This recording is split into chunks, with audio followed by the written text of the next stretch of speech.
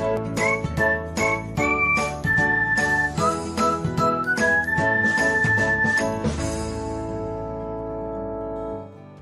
everyone, welcome back to another episode of Technologyglance. Today, in this video, I'm going to guide you through how you can turn off sticker suggestion on Discord. So, let's get started. Firstly, open Discord app in your device. Then tap on settings icon. Next scroll until you find chat. Next tap on it. Then scroll until you find sticker suggestions. Then turn off it by tapping on it. So, this is how you can turn off sticker suggestions on Discord.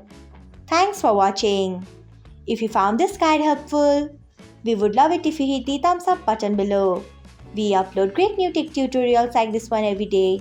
So, do not forget to subscribe to our channel and hit the bell icon so that you'll never miss another update.